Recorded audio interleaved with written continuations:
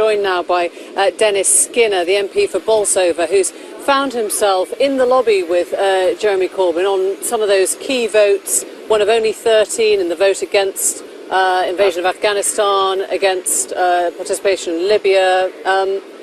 What do you make of where we are now, Dennis Skinner?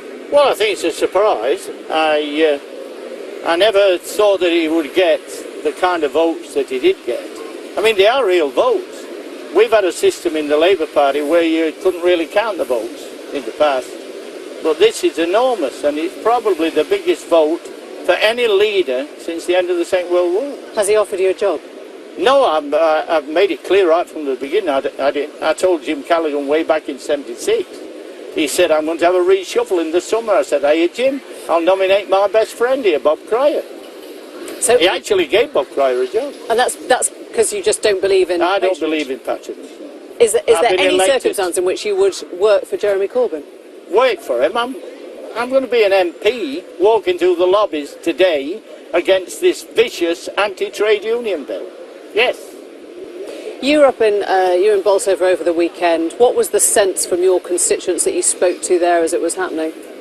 I think they were very lively, much more lively than before.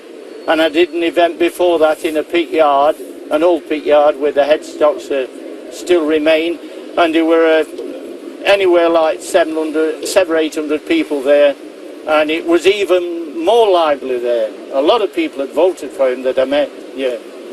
And you're somebody, you've served under 4 Labour Prime Ministers in your time.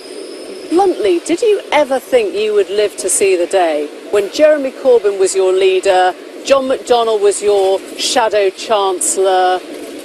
Was this something that you could have imagined 6 months ago? No, I actually believe that when he was struggling to get more than those 20 nominations initially, I didn't think he'd get on the paper. But then some people started, well, it was the mayoral election that decided it, because that resulted in Sadiq Khan saying, well, I'm going to give Jeremy a nomination. And then David Lammy followed, and then there was a succession of other people said, well, we'll broaden out the debate.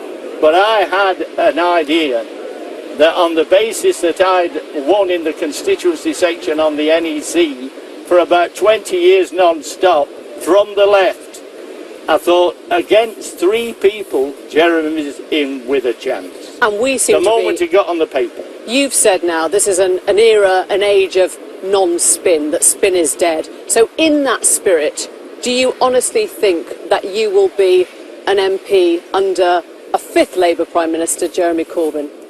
I think it could well happen. I mean, I remember that way back in 1945, nobody countenanced the idea that Clem Attlee would be a Prime Minister, and that Churchill, who had seemingly won the war according to the media, would be defeated, but they had a majority of about 140, and they built the NHS, and they built council houses, and the unemployment at the end of 5 years was 2.2%. That was on a left-wing ticket. I look forward to the same result. Dennis Skinner, thanks very much indeed. In that breaking news then, Dennis Skinner has said that he has not been approached for a job by Jeremy Corbyn and would not take a job by Jeremy Corbyn, a line that he has held consistently. No, I told Jeremy Corbyn beforehand. There you go. You can keep up to date with all the latest developments and appointments over the BBC News website, including a guide to who's who in Jeremy Corbyn's new shadow cabinet, bbc.co.uk/news. Seems I still have business to do right here on the Green. Well, that was spinning. That was an example of spinning, because you were trying to imply that I'd turned it down. No, that was a joke. Well, that's I think all it's it was. time It was a joke. that you got real and you understood that you're not working for Murdoch at the BBC, because you seem to be following the same pattern. Dennis Skinner, thanks for clarifying that. Thank you very much. Back to you.